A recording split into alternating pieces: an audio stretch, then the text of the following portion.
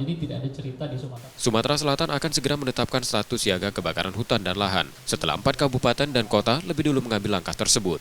Penetapan status siaga akan dilakukan usai rapat koordinasi antara BPBD Sumsel dan sejumlah pemangku kepentingan. Lonjakan titik panas menjadi salah satu alasan percepatan. Selama Mei, terpantau 523 titik panas, melonjak hampir 2 kali lipat dibanding April yang mencatat 214 titik. Saat ini titik panas tersebar di wilayah Ogan Komering Ilir, Ogan Ilir, dan Kota Prabu Muli. Kebakaran telah terjadi di 9 titik di Ogan Ilir dan 1 titik di Prabu Muli.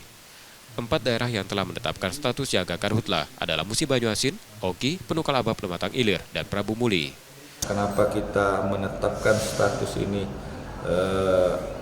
lebih awal? Ini gunanya untuk kita menyiapkan baik itu personil maupun peralatan maupun sumber daya yang lain seperti yang disampaikan oleh arahan Pak Gubernur, atensi Bapak Gubernur, bahwa sekecil apapun potensi api harus segera dipadamkan dan upaya penanggulangan bencana karhutla di tahun ini harus lebih baik dibanding tahun-tahun sebelumnya. Mudah-mudahan dalam waktu dekat sudah ditandatangani oleh Bapak Gubernur, tentunya masih akan dikoreksi terlebih dahulu di Biro Hukum sebelum dinaikkan oleh Pak Gubernur. Kondisi karhutla atau musim kemarau di tahun ini akan lebih kering dibanding tahun kemarin, tapi tidak lebih kering dibanding tahun 2023.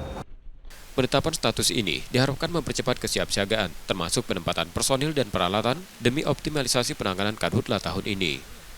Setelah status siaga ditetapkan Gubernur, BPBD Sumsel akan mengajukan bantuan ke pemerintah pusat berupa 3 helikopter waterbombing, 1 helikopter patroli, dan dukungan operasi modifikasi cuaca.